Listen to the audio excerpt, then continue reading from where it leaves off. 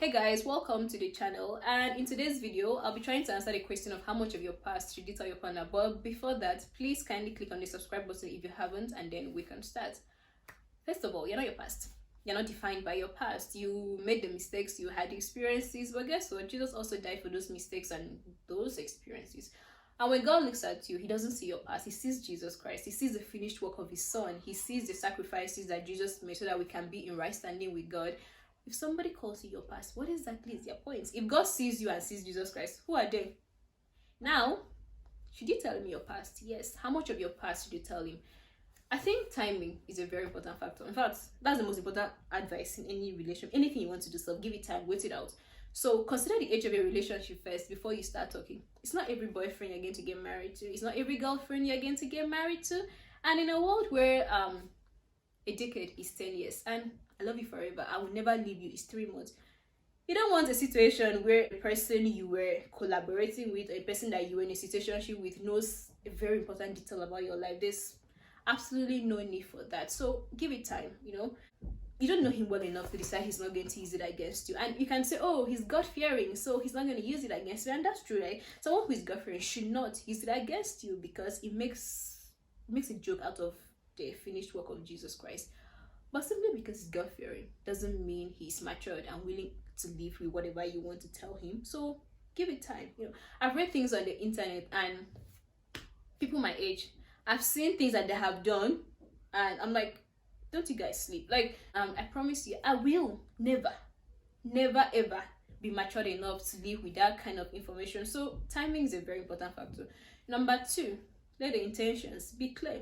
You can meet people and then right off the bat you're like, all right, this is a person I want to spend the rest of my life with. But if you are still confused, if you are still asking hypothetical questions, what if a guy does this, what if a girl does this, if you're still sending questions to your group chats, you're still very confused, do not add your past life to that confusion. All right, don't add it to that mess, because there's no need for that. What you should be thinking about is, do I really want to stay in this relationship? Until the intentions are very, very, very clear. Don't tell him anything about yourself. Don't tell her anything about you. Ask you things about yourself when you're like, all right, you're not comfortable enough to tell him yet.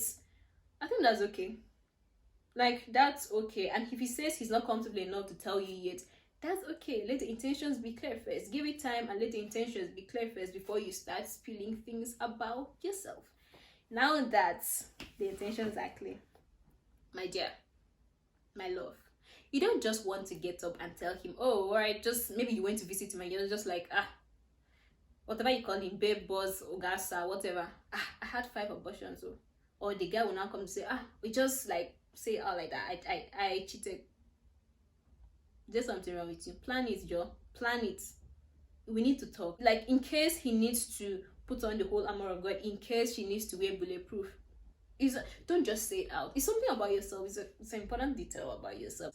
Now, if he or she needs time to process it, then you should give them time to process it. Because in this period that they're processing, they will now decide, all right, I don't think I'm going to live with this emotion. I don't think I'll be able to be with you with this. And that's okay. I think that's okay if they come up and say yes. Because it's better for them to say they won't be able to live with that information than for them to just pretend. And then every single thing that happens, he's now bringing up the things that you have told him. Just give him time to process it. Also, my dear, now that he has told you about his ex, there's absolutely no need for you to start stalking the girl. There's absolutely no need for you to start acting or dressing like the girl or going to the gym. I mean, if you want to exercise, great. Exercise because it's good. Because for yourself. Not because his ex-girlfriend is looking a certain kind of way. Me now, I decide to grow my hair. It doesn't even sound right. I now decide to grow my hair because of what? His ex-girlfriend. That's stupidity. Like that's... You now start stalking. You now start acting like the girl. What is your problem? Like, if you know you won't be able to live with that information, if you know that you'll be acting as if you have malaria, if you know you'll be acting as if there's okra in your brain when he tells you things about his ex or his past life, don't ask. Should you tell him about your past? Yes. How much of your past should you tell him? You should really let the Holy Spirit be a very important factor, because the Holy Spirit is going to help you with discernment. The Holy Spirit is going to let you know when the time is right for you to start telling you. The Holy Spirit too will remind you that Jesus died for you so you cannot use his past against him. Does that make sense? When the intentions are clear and you know you're going to get married to him, I think you should tell him as much as he wants to know or as much as she wants to know. See, you cannot tell everything. Marriage is a lifetime. Marriage is a process. You keep telling. But before then, there's a particular boss of yours or a particular whatever that you slept with. I don't know. And then the person somehow now becomes your husband's business partner, and then you cannot visit your husband in the office because of that. Now if you tell him, your husband cannot decide. See, I don't know. If you tell him it's a different scenario when you guys see and your husband already knows that, all right, this is what happened or whatever. But if you do not tell him, you now start acting like, or when you guys are saying, oh, this is my wife, and then he's like, your wife.